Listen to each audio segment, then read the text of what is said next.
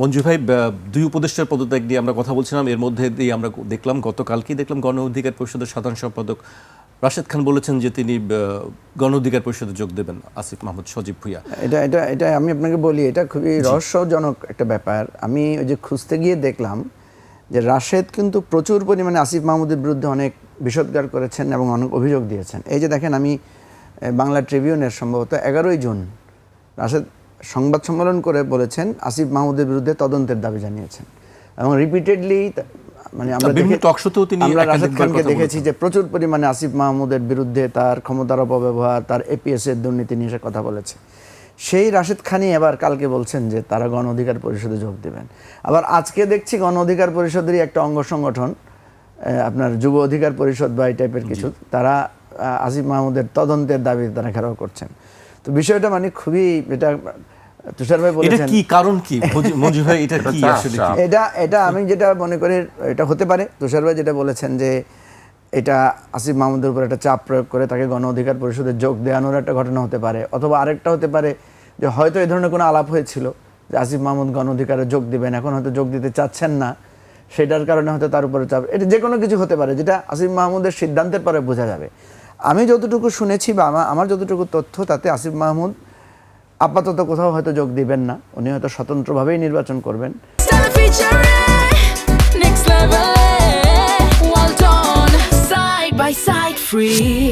আসিফ মাহমুদের অনেক সমালোচনা আমরা করেছি, ঠিক আছে, কিন্তু আমি আসিফ মাহমুদকে যেটা দেখেছি, তাকে আমি ডিসিশনে খুব ফার্ম দেখেছি। আপনি দেখবেন যে অনেকগুলো বিষয়ে উপদেষ্টাদের মধ্যে তাকে আমরা দেখেছি যে অনেক কনফ্লিক্টে সে জড়িয়েছে, অনেক কনফ্লিক্টে সে স্পষ্ট পজিশন নিয়েছে। যেমন ঢাকা সিটি কর্পোরেশনের মেয়রের ইস্যুটা নিয়ে আপনার তার একটা শক্ত অবস্থান ছিল। তারপরে আপনার এই যে আমাদের যে ক্রিকেট কন্ট্রোল বোর্ডে, সেখানে ইলেকশন নিয়ে, সেখানে আপনার ওই যে চট্টগ্রামের আমাদের যেই খেলোয়াড়, হ্যাঁ, আকরাম খানের যেই মানে ভ্রাতুষ্পুত্র, তার ইস্যু নিয়ে সে একটা শক্ত পজিশন নিয়েছিল। এর বাইরেও আমরা দেখেছি ক্রীড়াক্ষেত্রেও তার অনেকগুলো ফার্ম ডিসিশন ছিল এবং সে অনেস্টলি বলেছে যে আমি ইলেকশন করব। আমরা সমালোচনা করছি, ঠিক আছে, এবং এটার সমালোচনাটারও একটা নৈতিক ভিত্তি আছে, কারণ একটা উপদেষ্টা ক্ষমতার চর্চার জায়গা থেকে এসেই নির্বাচন করলে এটা নিয়ে কথা উঠবে। তার বিভিন্ন জায়গায় তার অনুদান দেয়া বা বিভিন্ন জায়গায় বরাদ্দ দেওয়ার ক্ষেত্র নিয়ে আলোচনা হয়েছে এবং তিনি কিন্তু অস্বীকার করেন নাই, তিনি বরাদ্দ দিয়েছেন বলেছেন, এবং আরও অনেক জায়গায় বরাদ্দ দিয়েছেন তিনি বলেছেন। কথা হচ্ছে, আমি তুষার ভাইয়ের সাথে একমত যে আমার কাছে যদি কোনো তথ্য থাকে, আমার কাছে যদি কোনো গ্রিভেন্স থাকে, যেটা স্পেসিফিক আমার কাছে আপনার কি বলে প্রমাণ আছে, আমি সেটা নিয়ে আদালতে যাব, আমি সেটা উপস্থাপন করব, আমি সেটা নিয়ে দুদকে যাব, সেই সুযোগটা তো আছে। এখন আপনাকে ঘেরাও করে, আপনার বিরুদ্ধে কুৎসা রটনা করে আপনাকে রাজনৈতিক চাপে ফেলার কোনো কৌশল, এটা নিশ্চয়ই এটা একটা ভালো লক্ষণ না, এটা ভালো দিক না। আমরা যেটা মনে করি যে একটা গণ অভ্যুত্থানের পরিপ্রেক্ষিতে রাষ্ট্রটা একটা ক্রাইসিসের মধ্যে ছিল এবং এখনও আমরা ক্রাইসিসের মধ্যে আছি, এখনও অনেক কিছু আনসেটেল, এখন অনেক কিছু বিতর্কিত আচরণ আছে। কারণ আপনি এই অন্তর্বর্তীকালীন সরকারকে অনেক সময় দেখবেন কখনো কখনো তার আচরণ মনে হচ্ছে সে বিএনপি পক্ষে তার ভূমিকা, কখনো দেখবেন সে প্রো জামাত, কখনো দেখবেন সে প্রো এনসিপি, এই ধরনের নানা কাজটা তাদের দ্বারা হয়েছে।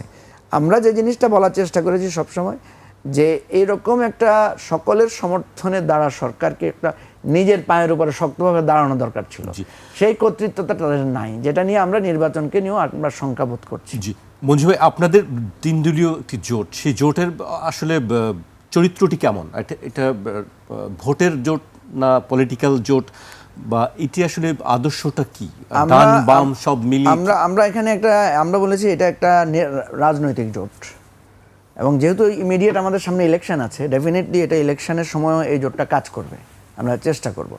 এখন কেন এটাকে আমরা ভোটের জোট না বলে নির্বাচনের জোট বলছি? ভোটের জোটের ক্ষেত্রে কিন্তু একটা প্রায়োরিটি থাকে, যেভাবে হোক আমাকে ভোটে জিততে হবে। দেখেন, আমরা এটা বোঝানোর চেষ্টা করেছি সবাইকে যে আমরা যারা নতুন রাজনৈতিক দল, আমাদের তো কোনো ভোটিং ক্যাপাসিটি ওইভাবে ভিজিবল হয় নাই, কারণ আমরা তো আগে কোনো নির্বাচন করি নাই। সুতরাং আমি যখন কোনো ভোটের জোট করতে যাব, ধরেন আপনি একটা প্রতিষ্ঠিত রাজনৈতিক দল, আপনার সেখানে ভোট আছে, আমি 3টা ইলেকশনে আপনার ডাটা বের করতে পারবো, আপনি একটাতে 80,000 পেয়েছিলেন, একটাতে 60,000 পেয়েছিলেন, একটাতে 40,000 পেয়েছিলেন, আমার তো কোনো ডাটা নাই। আমি যখন আপনার সাথে ভোটের জোট করতে যাব, তখন স্বাভাবিকভাবে আপনি আমাকে জিজ্ঞেস করবেন যে আপনাকে আমি কিভাবে এখানে অ্যাকোমোডেট করব। তাহলে এখানে সম্পূর্ণভাবে আপনার দয়ার উপরে আমাকে আপনার সাথে যেতে হবে। তো আপনার দয়ার কাছে নিয়ে তো আপনার সাথে আমার কোনো পলিটিক্যাল ডায়ালগ, পলিটিক্যাল শর্তে তো আপনার সাথে আমার জোট হইতে পারে না। সুতরাং আমরা যেটা চিন্তা করেছি যে আমরা শুধু জোটের হিসাব করলে বিএনপি বা জামাতের সাথে আমাদের জোট করার প্রশ্ন আসে, কিন্তু বিএনপি বা জামাতের সাথে ভোটের জোট করে আমরা আমাদের রাষ্ট্রের নতুন কি হবে?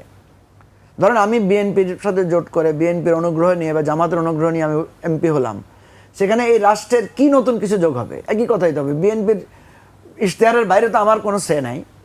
তাহলে আমার যদি কোনো ইশতেহার দিতে হয়, সে বলতে হয়, আমাকে একটা পলিটিক্যাল প্রপোজিশন আমাকে হাজির করতে হবে।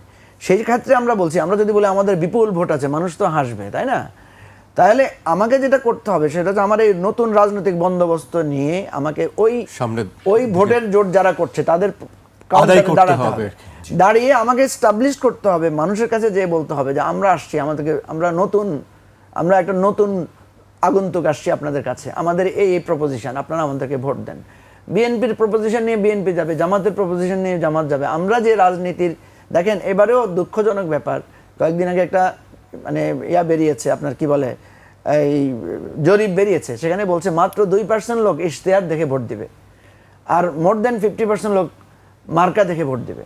তো মার্কা দেখে যদি ভোট দেয়, হোয়াই নট? আমরা পিআরকে কেন সাপোর্ট করলাম না? পিআরের পদ্ধতি তো হচ্ছে মার্কাকে ভোট দিবে, প্রার্থীকে ভোট দিবে না।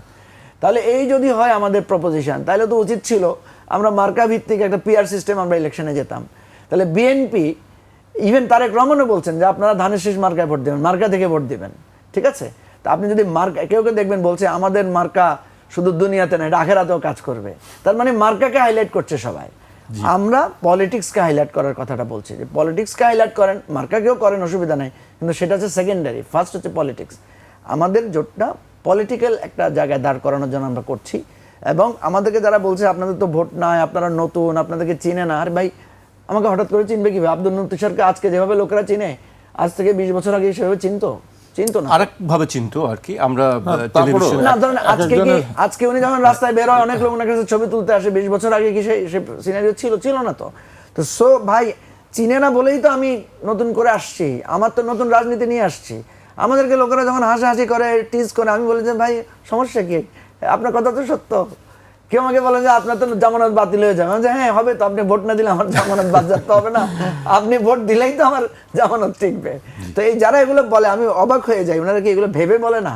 আরে ভাই, আমরা একটা নতুন রাজনীতি নিয়ে আসছি, নতুন রাজনীতির প্রপোজিশন নিয়ে আসছি। আপনারাই তো বলেন যে দেশ কি আগের মতো চলবে নাকি?